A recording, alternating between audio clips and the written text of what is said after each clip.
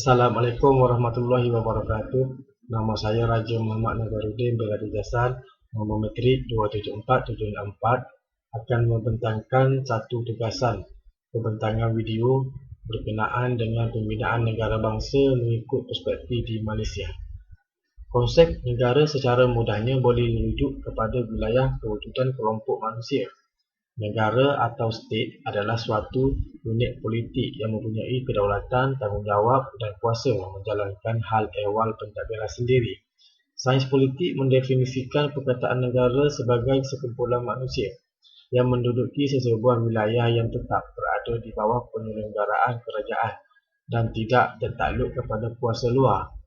Justru itu, sesebuah negara menurut undang-undang antarabangsa haruslah mempunyai 4 elemen. Pertama, penduduk; kedua, wilayah ataupun sempadan; ketiga, kerajaan; dan keempat, kedaulatan.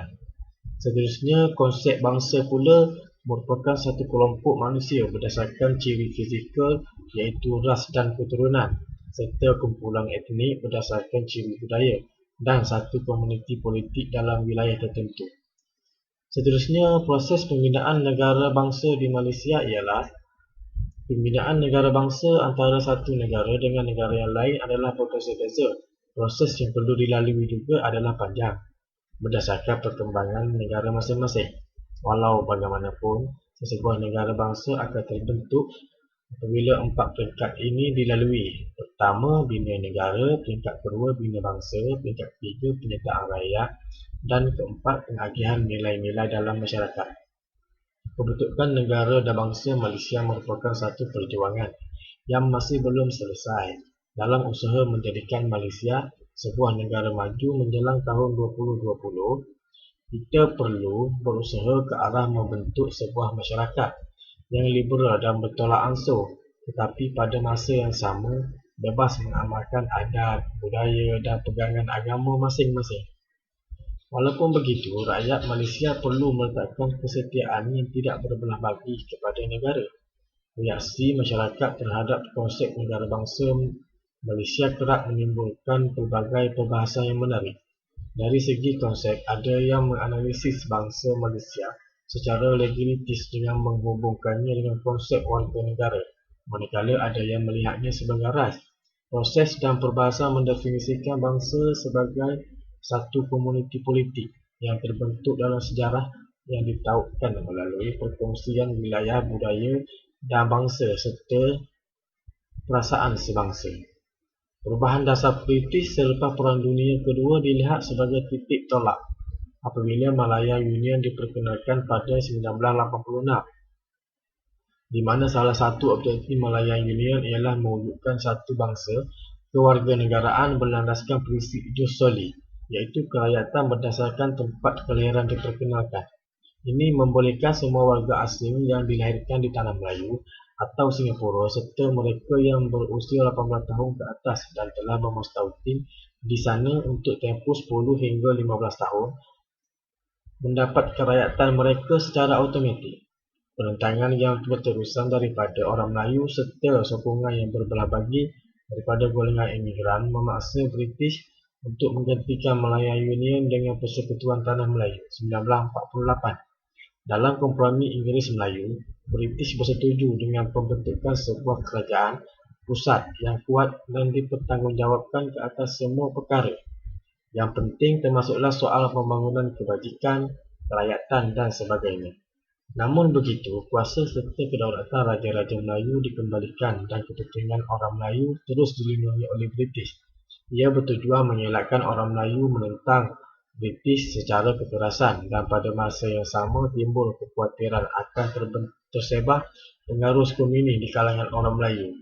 Pembentukan Persekutuan Tanah Melayu 1948 telah mendapat reaksi negatif daripada masyarakat imigran yang telah melancarkan hartal kerana beranggapan perlembagaan baru itu menafikan hak golongan tersebut.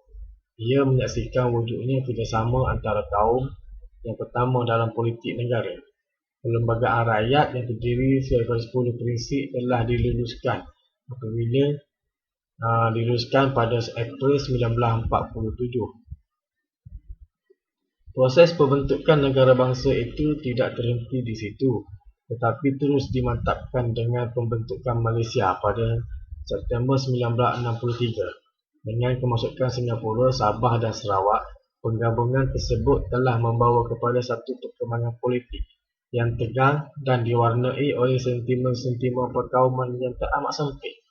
Pemimpin PAP yang lantang memperjuangkan konsep negara Malaysia dan secara terus terang mengkritik kedudukan orang Melayu serta kuasa Raja-Raja Melayu ternyata mengenepikan kontrak sosial yang telah dipersetujui sebelum ini.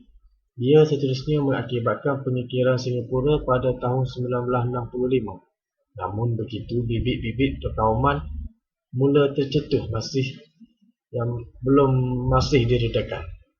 Kemerdekaan negara yang dicapai pada 31 Ogos 1957 yang kemudian dimantapkan lagi dengan pembentukan Malaysia pada 16 September 1963 yang menyaksikan penggabungan wilayah Semenanjung, Sabah dan Sarawak gagal merealisasikan konsep satu negara satu bangsa.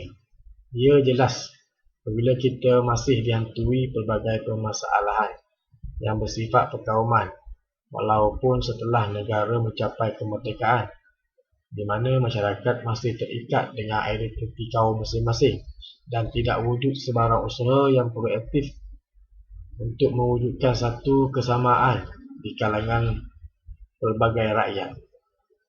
Lantaran itu, negara dan bangsa Malaysia masih menjadi wadah yang kerap didebatkan oleh ahli politik dan juga golongan akademik. Akhir kata dari saya yakin usaha ke arah itu mampu menjadi kenyataan sekiranya rakyat bersedia mengubah persepsi dan minda. Ia bakal menjadi kenyataan kalau semua rakyat mengenepikan soal warna kulit, agama, keturunan dan budaya. Sebaliknya menekankan pentingnya kerjasama serta perpaduan demi kemajuan serta kestabilan bersama. Sekian, terima kasih.